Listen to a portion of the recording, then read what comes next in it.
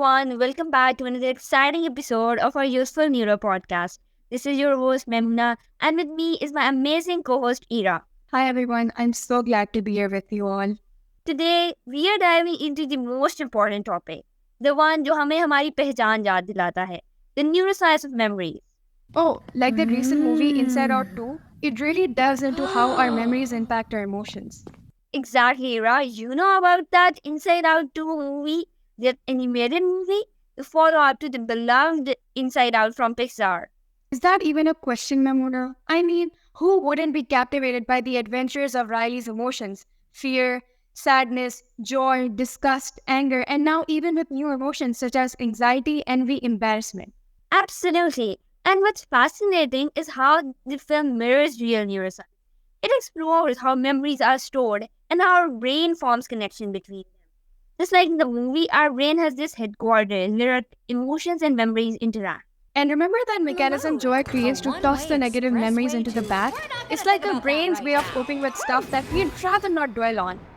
Though maybe we could all use some mental spring cleaning sometimes. Definitely. The way it also captures how our emotions influence our decisions and perceptions is so relatable, especially during those awkward teenage years. Absolutely. It is so fun and mind-blowing to watch. Like, how impressive is that Pixar actually consulted psychologists to make the movie as scientifically accurate as possible. It sure is. And that's what makes it not just entertaining, but also educational. Understanding how our brain works can really help us navigate our emotions and memories better. Exactly. I personally got to know how memories are so important in our lives. They remind us of who we are, where we come from, and life experiences that shape our personalities. That's interesting, but imagine life without memories. It would be incredibly challenging. Definitely. Memory is essential for our survival and everyday functioning. Without a memory of the past, operating in the present and the future becomes extremely difficult. For sure, हमें याद ही ना होता कि पिछले लम्हे हम क्या कर रहे हैं. And we would even forget our relationships. So true. Memories also help us maintain our emotional well-being by remembering important life events and relationships. They're tightly tied to our emotions, and positive memories can bring us happiness. And they're crucial for learning too, right? Absolutely. Memories allow us to store information and experiences for future use. The brain is truly fascinating in how it processes and stores memory. When new information enters our memory system, it goes through the memory encoding to change it into a form that the brain can store effectively. There are different types of memory too, like explicit memories for events and semantic memories for facts and information, right? Yes, definitely. And let's not forget sensory memory, where information from our surroundings is briefly stored, like visual information for about a second or auditory information for a few seconds. Short-term memory stores information for about 20 to 30 seconds, but it has a limited capacity. ओह तभी मैं कहूँ मुझे exam में कोई चीज़ याद क्यों नहीं रहती मैं फौरन हमेशा भूल जाती हूँ जो भी याद करूँ. Now I finally understood that. Exactly. Paying attention is so crucial. Encoding failures, like not paying attention to new information, can lead to forgetting things quickly. But I store all of the information in my brain and still I don't remember it. Why is that? Tell me you believe that myth that brains process information like computers so that we should incorporate everything. What do you mean by myth? That's obviously true. Come on, Mamoona, that's a myth. The brain isn't like a computer. It doesn't have unlimited storage or process information the same way. I don't believe you. You are lying. The brain is basically like an organ. This means that it doesn't have a maximum capacity to store information and it does not have the ability to perform computations as a computer does. Even the basic visual perception is processed differently because brains actively interpret information. Oh, alright. I guess you are right. But do you also forget things? Thank God, no. I store information in my long-term memory. What do you mean by that? क्या मतलब? It is a memory stage which allows me to store and retrieve information over long periods of time. Oh, that makes sense. And the retrieval part, how does that work? Retrieval is our ability to access stored information when needed. It involves reactivating the neural pathways created during encoding. Think of it like retracing your steps to find something you've hidden away in your memory. To do so, our brains reactivate the neural pathways we created during the initial encoding process. These pathways are also called synapses. Yeah, There are several triggers for memory retrieval. It can occur spontaneously or it may get triggered by internal or external stimuli. Similarly, there are different types of memory retrieval. Recognition, like recognizing a familiar face or fact that we have learned before. Recall when we recall when we remember a phone number or address from memory, and relearning, which involves learning information that we learned previously but forgot. अच्छा, अब मुझे समझ आई as to why my teacher is always screaming to revise the content when I go home. Yeah, that's the key. Memories fade if you don't keep using them. The more you revisit a memory, the stronger it sticks. But you have ever had that thing where you know something, like somewhere you kept your car keys, but then you cannot exactly remember it. Oh, all the time, especially during my exams. It's like I've studied everything, but then it's just gone. I don't know where. That's the worst. Feels like your brain is playing hide and seek. And did you know time plays a big role too? If we don't keep refreshing, we forget stuff fast. Research call it the forgetting curve, where if we don't revise things after learning it for after a week, we forget 90% of the information. That is mind blowing. Memory retrieval can happen spontaneously or it can be triggered by internal cues like a familiar smell evoking childhood memories or hearing a song that reminds you of a specific event. For instance, memories can pop out of the blue or get created by stuff around us, like the smell of fresh cookies, bringing us back to those old memories where we used to sit with our families when we were kids. Totally. Smells and music are like the time machines for memories. They can take you right back to a specific moment in the past. It's fascinating how our brain links sensory inputs with emotional experiences, creating lasting impressions that we can recall years later. Music also has a powerful effect on memory retrieval. Have you ever noticed how a song can instantly bring back memories of a particular time in your life? Oh, definitely. Music has this unique way of connecting with our emotions and memories. A song from our past can transport us back to significant moments, road trips, or even studying for exams. And it's just not about external triggers. Sometimes our own thoughts and emotions can lead to memory retrieval. Have you ever had a moment where a fleeting thought suddenly brings you back to a forgotten memory? Absolutely. It happens quite often. Sometimes a passing thought can trigger a flood of memories from the past. That's exactly it. Our memories are dynamic. They are not just static recordings, but rearranged based on our current state of mind. That is why context plays a crucial role in memory retrieval, right? The circumstances in which we first encoded a memory affects how and when we retrieve it. Absolutely. Our brains store memories with context and emotions. So, whenever we encounter similar situations or emotions in the present, it triggers the retrieval or related memory. And sometimes memories can be incorrect or incomplete. Our brain can fill in gaps or alter details based on our perspectives or biases at that time. That's a crucial point.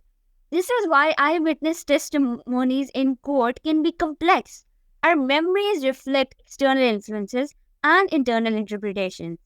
Understanding these nuances is essential, especially when discussing memory disorders or therapeutic approaches that rely on memory recall. Definitely, learning more about our memories can not only impact our personalities but also contribute to advancements in neuroscience and psychology. Speaking of memories, Mamoona, do you ever find yourself recalling something unexpectedly? Oh, all the time. Like when I used to watch that sitcom Bulbul back in those old times, it reminds me of those days when we would gather to watch it all at 7 o'clock. Oh yeah, those were the days. The anticipation and laughter with family, it's etched in my memory forever. Definitely. Those memories feel so fresh, like they just happened yesterday. Shows like Bulbul really become part of our memories, shaping our nostalgia and family bonds. Definitely. These memories make up the fabric of our lives, weaving together moments of joy, laughter, and connection.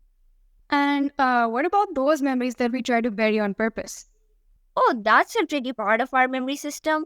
Well, our brain has mechanisms to suppress or alter painful memories to protect our emotional well being.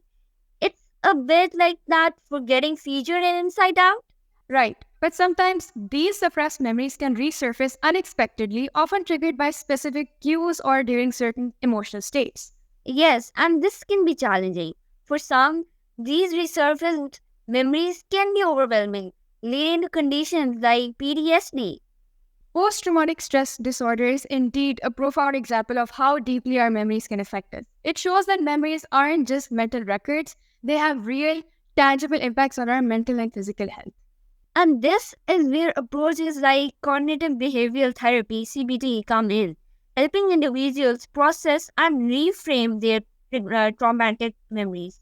It's fascinating how therapy can help rewire our brain's response to certain memories. Through techniques like exposure therapy, individuals can gradually face and desensitize their traumatic memories. It's like giving our brain a chance to re encode those memories in a less distressing way, altering the emotional charge associated with them.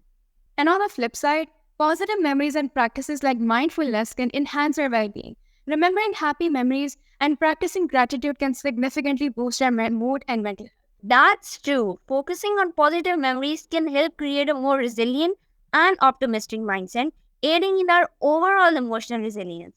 Speaking of positive memories, have you ever noticed how some memories seem to be more vivid, others just seem to fade away? Yes, exactly. That is so interesting. It's like certain memories become more significant, almost like they are gaining layers as we revisit them.